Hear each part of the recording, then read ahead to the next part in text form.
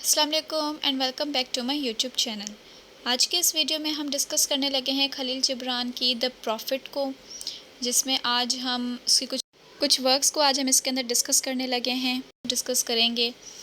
उसमें the coming of ship है, giving है, लव है और वर्क है, इनको हम आज डिस्कस करने लगे हैं। इनको डिस्कस करने से पहले जो है मैं आपके साथ द प्रॉफिट को थोड़ा सा डिस्कस करूँगी कि द प्रॉफिट आखिर है क्या।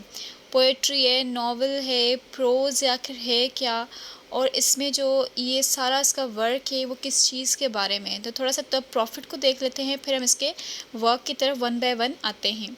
सबसे पहले अगर बात करें इसके वर्क की, द प्रॉफिट की, तो द प्रॉफिट जो बुक है वो 26 प्रोज पोएम की है। मतलब ये प्रोज पोएम, इसमें जो ये पूरी की पूरी बुक है वो पोएम है, लेकिन वो प्रोज के फॉर्म में जो है वो लिखी गई है। तो ये आप यहाँ पर थोड़ा सा देखें कि यहाँ पर प्रोज पोएम की बात की गई है। इसमें 26 प्रोज पोएम्स हैं जो एक्सप्लोर करती हैं ह्यूमन कंडीशंस को और हमारी ज़िंदगी के काफ़ी पहलुओं को, काफ़ी एस्पेक्ट्स को जो है ये उसके ऊपर भी इंसाइट, इसके ऊपर भी नज़र दयानी करती है। साथ साथ इसके अंदर लव के बारे में, मैरिज के बारे में, वर्क के बारे में, डेथ के बारे में बात की गई है। और ये जितने भी इसके अंदर जो चीज़ें मैंने आपको बताई है ना, लव, मैरिज, वर्क, डेथ, ये सब इसके एक एक पोएम के फॉर्म में, प्रोज पोएम के फॉर्म में जो है ये हम आगे चल के डिस्कस करेंगे। कुछ से की फैक्ट्स की अगर हम बात करें तो जो बुक है ये फॉलो करती है एक स्टोरी को, एक बंदे की जो है प्रॉफिट नेम अल मुस्तफ़ा। ये अल मुस्तफ़ा प्रॉफिट की बात यहाँ पर की जा रही है। अब ये जो करेक्टर है ना, ये फ़िक्शनल है। ये पूरी की पूरी जो बुक लिखी गई है ना, जिसके ऊपर लिखी गई है ना, ये सारा जो है ये फ़िक्शनल स्टोरी लिखी गई है। ठीक है, यहाँ पे आप समझ लें कि ये कोई रियल करेक्टर नहीं है, ये बल्कि फ़िक्शनल करेक्टर है। ये जो है, ये जो अल मुस्तफ़ा है वो कहाँ रहता था, एक सिटी थी ऑर्फलीज़ की, जहाँ पर वो 12 साल तक जो है वहाँ पर रहा और वहाँ से फिर वो उसने छोड़ना चाहा। इसके जो लोग थे इस सिटी के, वो उससे पूछा करते थे अक्सर कि वो शेयर करे अपनी विज़डम को और उसके टॉपिक्स को, और उसका हमेशा रिस्पॉन्स क्या होता था, from the basis of his book, उसकी बुक से जो है उसको रिस्पॉन्स किया करते थे। जो बुक है ये द प्रॉफिट, वो ट्रांसलेट की गई है ओवर 50 लैंग्वेजेस में, और इसको काफ़ी ज़्यादा मिलियंस की कॉपी में जो है पूरी दुनिया के अंदर जो है वो सेल आउट हुई है। It has been widely read, इसको जो है बहुत ज़्यादा जो है पढ़ा जाता है, इसको अप्रिशिएट किया जाता है काफ़ी कल्चर्स में, काफ़ी जनरेशन्स में। और इसकी जो थीम्स हैं और जिसके मैसेज है वो कंटिन्यू करता है रीडर्स को कि वो आज भी इसको रेलिवेट करें। आज भी ये हमारी जो टुडे लाइफ है, हमारी आज की एवरीडे लाइफ है, उसके साथ ये रिजेंबल करती है। इसका जो बुक का स्टाइल है वो आर्किक है, एलोफ्रिस्टिक है, और जो इसको मोर एक्सेसिबल और क्वोटेबल बनाता है। इसकी जो थीम्स की अगर मैं बात करूँ तो इसमें love, freedom, marriage, parenthood, work and death among others, इन चीज़ों के बारे में बात की गई है। खलील जिब्रान की द प्रॉफिट जो एक क्लासिक बुक है that offer profound insight and wisdom on various aspect of life, जिस तरह मैंने आपको बताया। तो बेसिकली आपको पता चल गया होगा कि ये ना तो ये कोई नॉवल है, ना तो ये कोई पोएट्री है, बल्कि ये प्रोज पोएट्री है। इसमें पोएट्री लिखी गई है जो कि प्रोजेक्ट फॉर्म में, तो इसमें प्रोज पोएट्री के फॉर्म में जो है ये बुक जो है वो लिखी गई है। अब इसका वन बाय वन जो है हम इसके बुक के जो फर्स्ट चैप्टर है द कमिंग ऑफ शिप, उसको डिस्कस करते हैं। उसके बाद हम इसके आगे चैप्टर्स को भी डिस्कस करेंगे। द कमिंग ऑफ शिप, अब जो ये टाइटल है ना द कमिंग ऑफ शिप, ये खुद ब खुद अपने आप में एक सिंबोलिज्म है। ये कुछ सिंबलाइज कर रहा है। ये क्या सिंबलाइज कर रहा है ये मैं आपको आगे जब मैं आपको स्टोरी बताऊंगी उसके अंदर बताऊंगी। द कमिंग ऑफ शिप, जो शिप का आना, ये टाइटल पूरा का पूरा जो है वो सिंबलिज्म के ऊपर है। जो पोएम है द कमिंग ऑफ शिप, ये खलील जिब्रान की एक ब्यूटीफुल वर्क है जिसमें इसने एक्सप्लोर किए कुछ थीम्स को। वो थीम्स क्या हैं, इसमें जो हिडन थीम्स हैं वो हैं चेंज की, कोई चीज़ चेंज होना, न्यू बिगनिंग, किसी लाइफ की, किसी चीज़ की दोबारा से न्यू बिगनिंग होना, और लाइफ साइकिल को जो है ये थीम्स हैं इसकी कुछ। बेसिकली इस पोएम का जो मेन आइडिया है वो है अराइवल ऑफ शिप। ये जो अराइवल ऑफ शिप वर्ड है ना, ये सिंबलाइज क्या कर रहा है, अब इसको आप थोड़ा सा ध्यान देना। ये अराइवल ऑफ शिप जो है वो सिंबलाइज कर रहा है turning point in our life. हमारी लाइफ में किसी चीज़ की टर्निंग पॉइंट हो जाना, किसी वन फेज़ का एंड होना और फिर किसी दूसरे फेज़ का स्टार्ट होना। अब आप यहाँ से मैं आपको एक एग्ज़ाम्पल देकर समझाऊँ तो आप इसको इमेजिन करें कि आप किसी जो है किनारे पर आप खड़े हुए हैं और उस किनारे पर आपको कोई चीज़ जो है वो नज़र, आप फँस गए हैं वहाँ पे, आपको कोई चीज़ वहाँ से आप निकल नहीं सकते। तो अब अचानक से देखें कि आपको सिर्फ़ आपके दिमाग में ये हो कि भाई बस अब जो है ना मेरी ज़िंदगी यहीं पर ख़त्म हो जाएगी, मुझे कोई किसी चीज़ का आसरा ही नहीं है और जो है मुझे किसी चीज़ का कोई होप नहीं है, कोई चीज़ आएगी। तो आपके दिमाग में ये सब चीज़ें चल रही हों, लेकिन अचानक से एक शिप आपको आगे से सामने से आती हुई नज़र आए और आपको दोबारा से आपके अंदर होप पैदा हो जाए। वो आपकी लाइफ की एक टर्निंग पॉइंट होगी। आपके जो प्रीवियस फेज़ था, जो आपने जो है बहुत ज़्यादा जो है क्या कहते हैं कि डेंजरस और फ़ियरफुल वे में आपने गुज़ारा था, तो उस चीज़ का आना, आपकी नई लाइफ़ का शुरू हो जाना, तो ये सब चीज़ें जो है ना, जो शिप का आना जो है ना, ये असल में जो है ना सबसे बड़ी चीज़ ही शिप का आना है, जो कि सिंबलाइज़ करता है टर्निंग पॉइंट का। अब जो स्पीकर है अल मुस्तफ़ा, वो क्या कर रहा है, मैं इसके अंदर आपको सारे क्रिटिकल एनालिसिस बता रही हूँ कि इसमें अल मुस्तफ़ा जो है वो क्या कह रहा है कि वो जिस तरीके से एक शिप जो है वो एक किनारे को छोड़ देती है ना, इसी तरीके से अल मुस्तफ़ा जो है वो अपने घर वालों को जो है वो क्या कर रहा है, वो छोड़ रहा है, अपने लव्ड वन को, अपनी फैमिली को जो है वो पीछे छोड़ रहा है। ये जो डिपार्चर है ना, ये एक बिटर स्वीट है। बिटर स्वीट का मतलब होता है कि ये कॉम्बिनेशन है हैप्पीनेस का और सैडनेस का, कि जब हम अपने प्यारों को छोड़ते हैं तो हमें दुख भी होता है, लेकिन अगर हम किसी चीज़ के लिए जा रहे हैं तो फिर हमें खुशी भी होती है आगे। तो ये दोनों, जो इसका डिपार्चर था ना उसको छोड़ने का, ये इन चीज़ों से भरा हुआ था। जो पोएम है ये एक्सप्लोर कर रही है एक आइडिया को। वो आइडिया क्या है कि life is constantly in motion. हमारी ज़िंदगी जो है वो कॉन्स्टेंटली मोशन में चल रही है और हमें क्या करना है कि हमें चीज़ों को अडाप्ट करना है। हमें उन चीज़ों को मॉडिफिकेशन, अडाप्ट का मतलब है कि हमें कोई चीज़ मॉडिफाई करके उसे अपने अंदर जो है चेंज करके अपनाना है और उसके बाद हमें आगे मूव फॉरवर्ड होना है। जिस तरह एक शिप जो है वो किनारा छोड़कर और फिर जो है समंदर की तरफ जाती है ना, तो ये जो है पूरी की पूरी जो ये जो स्टोरी है ना कि शिप का आना फिर समंदर की तरफ जाना, ये पूरी की पूरी हमारी लाइफ के ऊपर है कि हमारी लाइफ कॉन्स्टेंटली चेंज है। शिप आती है, चली जाती है समंदर की तरफ। हमारी लाइफ में भी कुछ ऐसे फेजेस आते हैं जो आते हैं और फिर चले जाते हैं, ठीक है। इसके अलावा शिप जो है ना ये पावरफुल सिंबल है।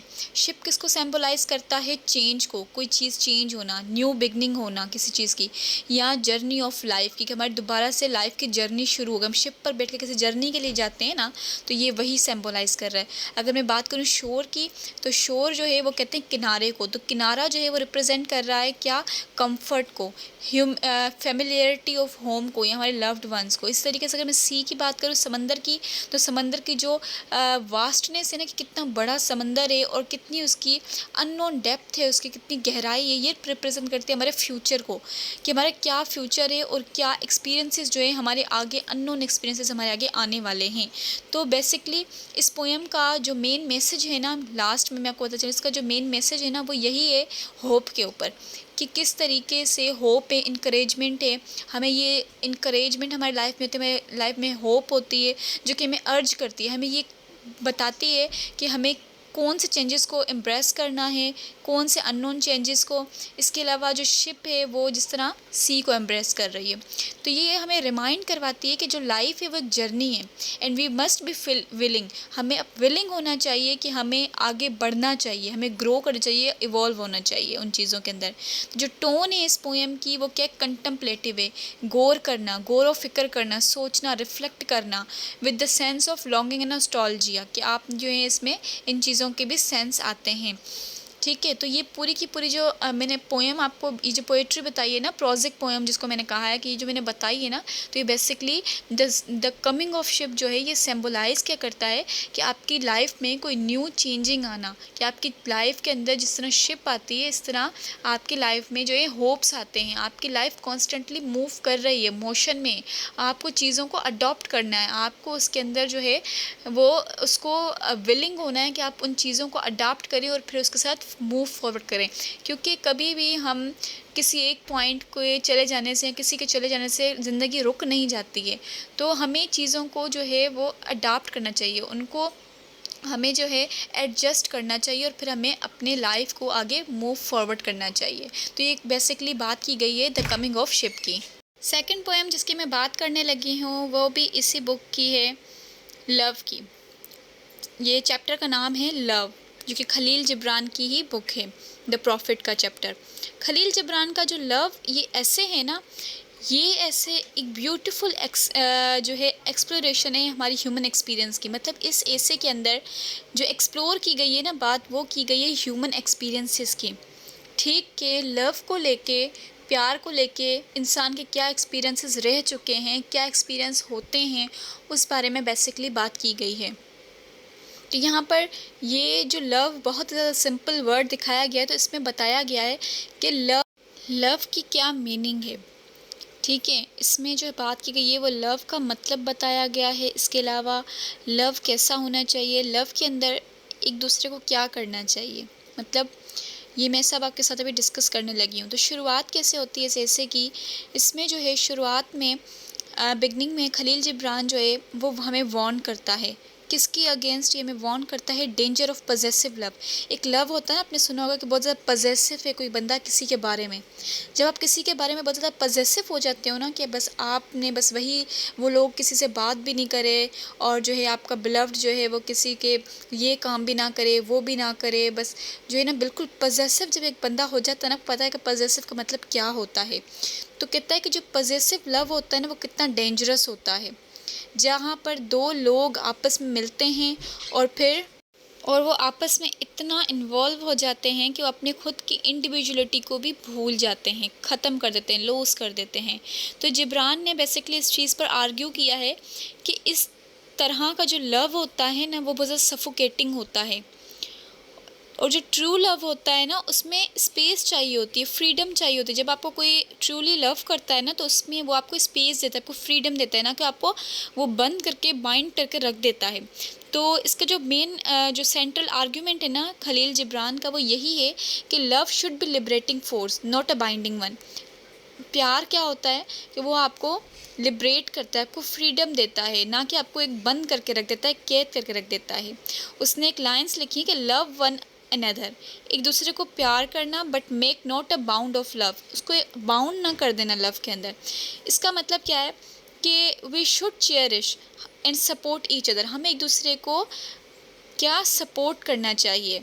ठीक है, ना कि हम एक दूसरे को कंट्रोल करना चाहिए और उसे उसके ऊपर अपनी जो है अथॉरिटी जो है उसके ऊपर पजेस करनी चाहिए। इसके अलावा we should allow each other the freedom, हमें एक दूसरे को फ्रीडम देनी चाहिए आगे बढ़ने की, ना कि हमें उसको जो है बल्कि कैद करके रखना चाहिए। तो जिब्रान ने इस चीज़ को भी एक्सप्लोर किया, एक आइडिया को, that love is not just a feeling. प्यार करना जस्ट एक फीलिंग नहीं होती है, बल्कि आपको करके दिखाना है, ये एक एक्शन है। वो लिखता है कि love is the only force capable of transforming an enemy into friend. Power वो एक ऐसी चीज़ है जो कि एक दुश्मन को भी दोस्त बना देता है, उसमें इतना पावर होता है। तो ये ट्रांसफॉर्मेटिव पावर होता है प्यार का, और क्या इम्पोर्टेंस है कि वो किस तरीके से लव को अप्रोच करता है, काइंडनेस के साथ, कंपैशन के साथ, अंडरस्टैंडिंग के साथ। तो ये इसके अंदर बात की गई है। इसके अलावा इसका जो ऐसे है उसके एक जो उसके अंदर ये भी है कि इसने बहुत ज़्यादा मेटाफर्स और इमेजरीज यूज़ की गई हैं अपने आइडियाज़ को जो है बताने के लिए। इसने कंपेयर किया, जिस तरह से इसने लव को कंपेयर किया है अ मूविंग सी, जिस तरह से सी चलता है ना between the shores of your soul, जिस तरह दो किनारों के बीच में किस तरीके से सी समंदर चल रहा है, मूव कर रहा है, इस तरीके से प्यार ऐसा है जो कि दो सोल्स के बीच में जो है जिस तरह समंदर चलता है इस तरीके से मोहब्बत चलती है। तो इसने डिस्क्राइब किया है क्या इम्पोर्टेंस है इंडिविजुअलिटी को मेंटेन करना। हर इंसान की एक अपनी इंडिविजुअलिटी होती है, तो आपको प्यार के अंदर अपनी इंडिविजुअलिटी को लूज़ आउट नहीं करना होता है। इसने ये कहा है कि pillars of the temple stand apart, जो पिलर्स होते हैं ना टेम्पल के, वो भी जो है साइड में खड़े होते हैं। तो इसने इस इमेजरी से एक सेंस की जो है वॉक करने की कोशिश की है, वो ब्यूटी एंड वंडर। और इसने अपना एक आइडिया कन्वे करने की कोशिश की है कि the depth and the complexity of Gibran's. तो इसमें क्या कॉम्प्लेक्सिटी है, क्या डेप्थ है, इसने इसके अंदर जो है अपनी इमेजरी और अपने मेटाफर से इसने अपने आइडियाज़ को जो है वो कन्वे करने की कोशिश की है।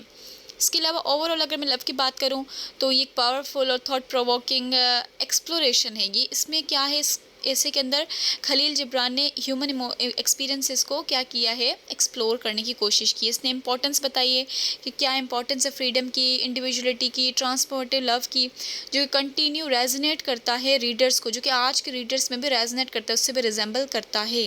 तो एक बहुत ही ज़्यादा खूबसूरत जो है खूबसूरत वे में जो है खलील जिब्रान ने अपना ये ऐसे जो है ये लिखा है। तो ये सेकंड ऐसे है इसका खलील जिब्रान का। इसके अलावा मैं इसी वीडियो के अंदर आपके साथ थर्ड इसका ऐसे जो है गिविंग, उसको मैं आपके साथ जो है शेयर करने लगी हूँ। गिविंग ऐसे भी खलील जिब्रान का इसी बुक का ऐसे है, जो कि बहुत ज़्यादा खूबसूरत ऐसे है, जिसके अंदर खलील जिब्रान ने एक आइडिया को एक्सप्लोर करने की कोशिश की है, एक आर्ट को एक्सप्लोर करने की कोशिश की है, कला को एक्सप्लोर करने की कोशिश की है, जो आर्ट है गिविंग का और रिसीविंग का। कहते हैं ना कि देना और लेना, तो ये इसमें गिविंग की बात असल में की गई कि जब आप किसी को कोई चीज़ देते हो ना, तो फिर आपको किस तरीके से देनी चाहिए, आपके दिमाग में क्या चीज़ें होनी चाहिए और क्या नहीं होनी चाहिए। तो इसके ऊपर जो है खलील जिब्रान ने अपने इस ऐसे के अंदर जो है वो गिविंग की इम्पोर्टेंस बताई है। ठीक है, तो इसके अंदर हम डिस्कस करते हैं, इस ऐसे को स्टार्ट करते हैं कि सबसे पहले इस ऐसे के अंदर खलील जिब्रान ने आर्ग्यूमेंट की है कि जो ट्रू गिविंग होती है ना, जो असल में जो गिविंग होती है ना, किसी चीज़ को देना, वो सिर्फ मटेरियल पोजीशन नहीं होती कि हम किसी को जो है क्या कहते हैं कि गिफ्ट दे दिया, किसी को कार की चाबी दे दी, किसी को कुछ दे दिया, तो ये सिर्फ मटेरियल पोजीशन नहीं होता है, गिफ्ट के ऊपर बेस नहीं करता है गिविंग। बल्कि गिविंग जो होता है ना, वो असल में होता है शेयरिंग अवर टैलेंट।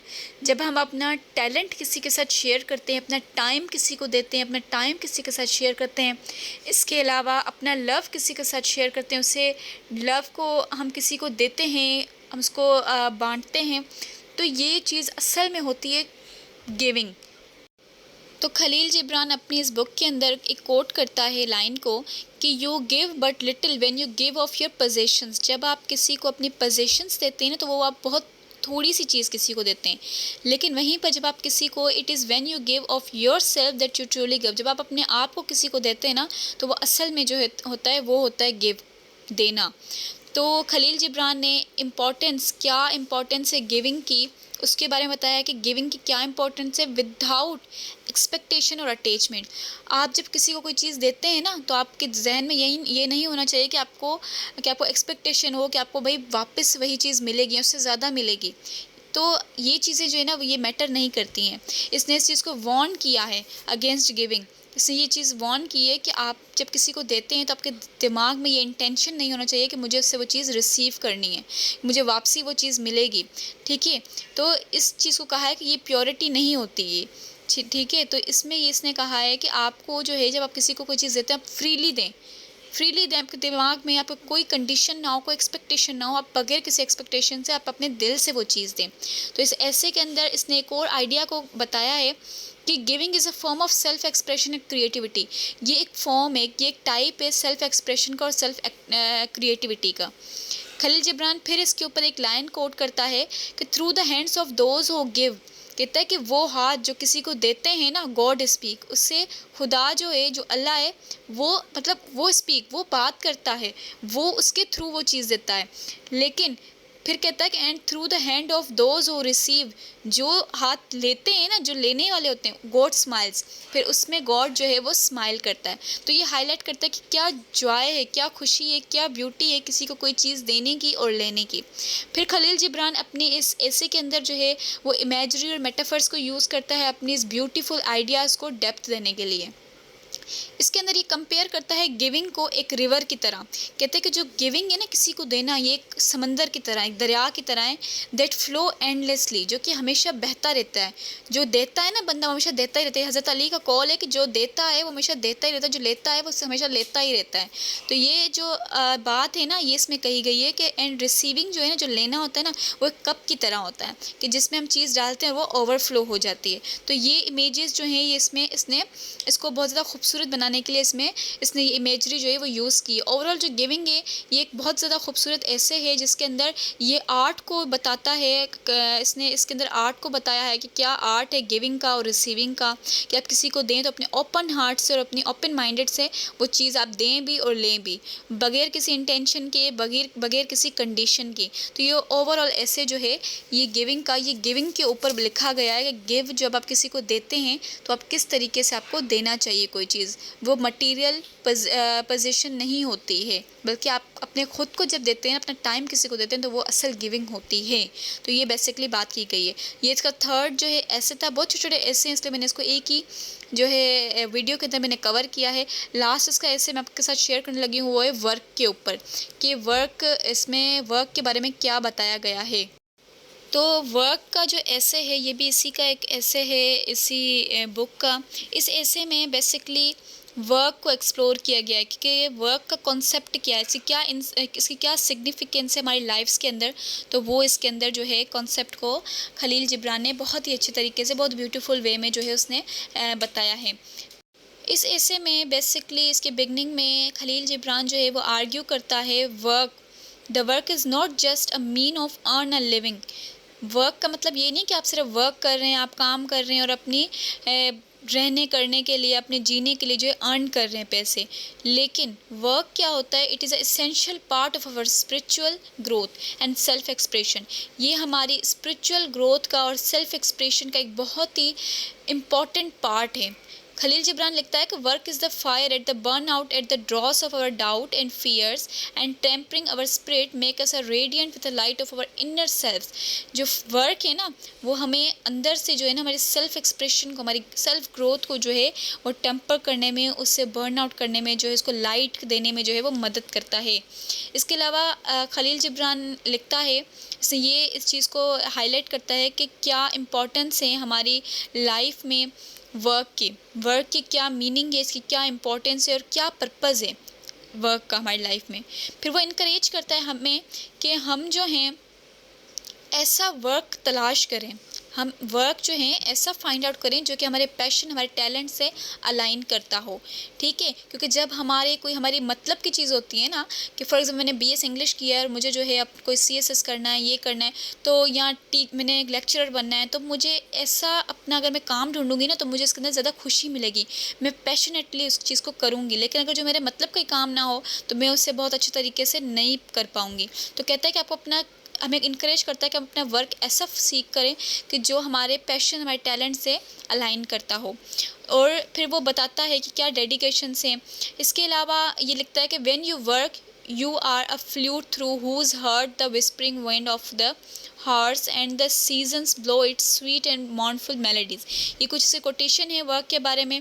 देन ये ऐसे जो है टच करता है आइडिया को that work is a form of worship.